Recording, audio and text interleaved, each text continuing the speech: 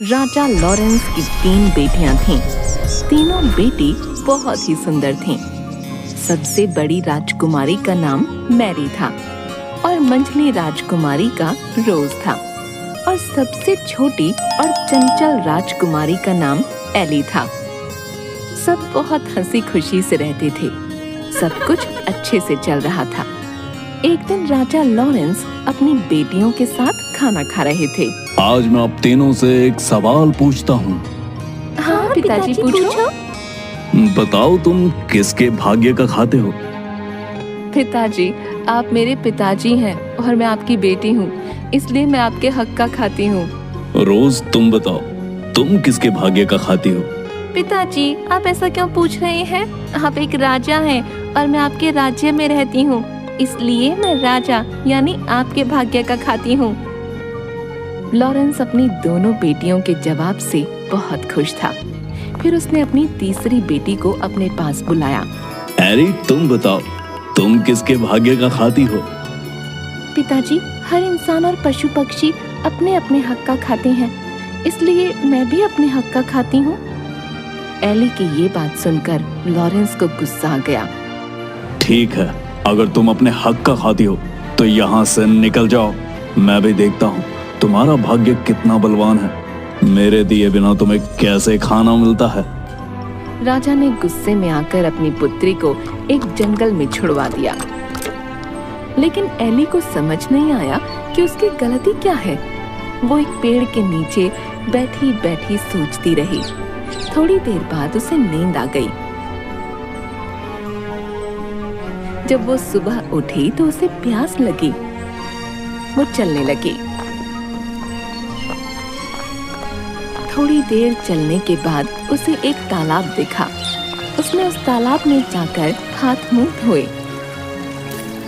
तभी वो तालाब पूरा सूख गया। वो आश्चर्य में पड़ गई। उस तालाब के नीचे सीढ़ियां बनी हुई थीं। वो सीढ़ियों के सहारे से अंदर जाने लगी। तभी उसने देखा कि वहां एक राजकुमार खड़ा है। वो उसे देखकर डर गई और वहीं खड़ी हो गई। जब कुछ देर तक वो हिला डुला नहीं तो वो समझ गई कि ये एक मूर्ति है। उसने जैसे ही उस मूर्ति को छुआ वो एक फाटक के रूप में बदल गया।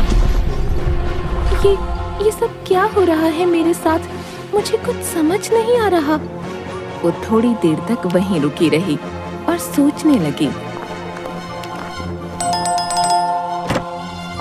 थोड़ी देर बाद वो उस गेट से अंदर चली गई। वो जैसे ही अंदर गई उसने देखा कि वहाँ एक सुंदर सा बगीचा बना हुआ है और बगीचे में सुंदर सुंदर फूल लगे हुए हैं और उसके बीचों बीच एक पोखर है। वो पोखर के पास गई। उसने वहाँ पानी और बगीचे में गिरे हुए फल खाए और सो गई। तभी उसके सपने में एक एंजल आई। बेटी, तुम परेशान मत हो। तुम्हें मुझ पर भरोसा है ना? तो डरो मत, मैं हमेशा तुम्हारे साथ हूँ। जब तुम जागोगी तुम्हें एक राजकुमार दिखाई देगा। उस राजकुमार को छू लेना। तुम जैसे ही उस राजकुमार को छुओगी वो एक बहुत बड़े दरवाजे में बदल जाएगा। जब तुम उस दरवाजे के अंदर जाओगी तो तुम्हें एक महल दिखाई देगा। तुम उस महल के अंदर चली जाना। अंदर जाते ही तुम्हें 3 कमरे दिखाई देंगे जिसमें 3 सुंदर राजकुमार दिखाई देंगे। वो दिखने में तो एक जैसे होंगे। तुम उन तीनों को छूती हुई आगे बढ़ना। वो तीनों जाग जाएंगे। तब तुम्हें एक कमरा दिखाई देगा। जैसे ही तुम उस दरवाजे को खोलोगी तुम्हें वहाँ एक सुंदर राजकुमार दिखेगा और जैसे ही तुम उसे छुओगी वो जग जाएगा। वो जैसे ही जगे तुम उसके गले में फूलों का हार डाल देना। वही तुम्हारा पति होगा। इतने में एली की आंख खुल गई और वो हड़बड़ा कर उठ गई। ये सब क्या हुआ? क्या वो सब एक सपना था? क्या सच में ऐसा होगा? एली सोचती रही। थोड़ी देर में सूरज निकला। उसने बगीचे से फूल उठाए और उन फूलों से हार बनाने लगी। जैसे ही वो पीछे मुड़ी एक राजकुमार दिखाई दिया। अरे ये तो बिल्कुल वैसा ही हो रहा है जैसा कि एंजल ने सपने में कहा था। एली ने उस राजकुमार को छुआ। वो एक दरवाजे में बदल गया। वो आगे चली गई। फिर उसने महल को देखा। वो महल के अंदर गई और 3 राजकुमारों को छुआ। उसके बाद वो कमरे में गई और उसने उस राजकुमार को छुआ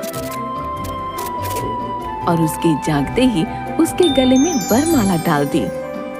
राजकुमार ने अपने गले से वरमाला निकाल उसके गले में डाल दी। महल में शहनाई की आवाज आने लगी। दोनों ने विवाह किया। बहुत देर से एली के मन में एक बात चल रही थी। मेरे मन में बहुत देर से एक बात चल रही है, मैं आपसे पूछूं? हाँ पूछो। आप कौन हैं और वो 3 राजकुमार कौन हैं? ये क्या रहस्य है, मुझे बताइए। वो तीनों राजकुमार मेरे भाई थे। हम सबको एक महात्मा पुरुष ने शाप दिया था। अनजाने में मेरे भाइयों ने एक मृग और एक मृगनी का शिकार किया था, जिसकी वजह से वो दोनों बुरी तरह घायल हो गए और मरते मरते उन्होंने मेरे तीनों भाइयों को आजीवन सोने का श्राप दिया। जब मुझे ये बात पता चली, मैं भागा भागा वहां गया तो उन्होंने मुझे ये कहते हुए शाप दिया कि तुम्हारे राज्य में ये सब हुआ है, इसलिए तुम भी पाप के भागी हो। मैं उनसे माफी मांगने लगा। मेरे माफी मांगने पर उन्होंने कहा, मैं अपना दिया हुआ शाप तो वापस नहीं ले सकता। हाँ, इसका एक उपाय बता सकता हूँ। उन्होंने उपाय बताते हुए कहा कि जब कोई धर्मोत्तम कन्या तुम्हें और तुम्हारे तीनों भाइयों को छुएगी, तुम सब वापस उसी अवस्था में आ जाओगे। आज तुमने आकर हमें एक नया जीवन दिया है। राजकुमार की बात सुनकर एली ने भी अपने साथ हुई सारी बात बताई और बताया कि किस तरह बिना अपराध के उसको दंड दिया गया और वो यहाँ तक पहुँची। राजकुमार ने उसे गले से लगा लिया और दोनों खुशी खुशी रहने लगे। थोड़े दिन बाद राजकुमार का राज तिलक किया गया और वो राजा बन गया और एली रानी। दोनों राज करने लगे। उनके राजा रानी बनने से उनकी प्रजा खुश थी। उनके राज्य में सब कुछ अच्छे से चल रहा था। लेकिन थोड़े ही दिनों बाद एली को अपने माँ बाप की याद आने लगी और वो उदास रहने लगी। एक दिन, क्या हुआ एली, तुम ऐसे उदास क्यों बैठी हो? मुझे अपने पिता की बहुत याद आ रही है। मैं उनसे मिलना चाहती हूँ। पता नहीं वो लोग कैसे हैं। मेरी बहनें, मेरी माँ, सब पता नहीं कैसे हैं। मुझे उनकी बहुत याद आ रही है। मेरे पिताजी को भी शायद अपनी गलती का एहसास हो चुका होगा। अगर ऐसा है तो चलो हम उनसे मिलने चलते हैं। तुम परेशान मत हो, हम कल ही तुम्हारे घर जाएंगे। दोनों राजसी ठाठ के साथ वहां पहुंचे। जब लॉरेंस ने देखा कि कोई राजा उनके राज्य की ओर अपनी सेना और हाथी घोड़ों के साथ आ रहा है तो वो डर गए। लेकिन वो कुछ नहीं कर सकते थे क्योंकि उनका अपना सारा खजाना खाली हो चुका था और उनके दोनों दामाद उनसे राज्य में हिस्सा मांग रहे थे। उनकी प्रजा भी दुखी थी। राजा लॉरेंस बहुत परेशान हो चुके थे। जब वो दोनों उनके सामने आए, वो एली को रानी के भेष में पहचान ही नहीं पाए। थोड़ी देर गौर से देखने के बाद उन्होंने पहचाना कि वो उनकी बेटी एली है। वो उसे देखते ही रोने लगे और अपनी गलती की माफी मांगने लगे। मुझे माफ कर दो एली, मैंने तुम्हें सच बोलने की सजा दी। तुमने सच कहा था कि हर कोई अपने भाग्य का खाता है। पिताजी, आप माफी मत मांगो। आप अगर मुझे जंगल में न छोड़ते तो मुझे ये खुशी के दिन कैसे देखने को मिलते।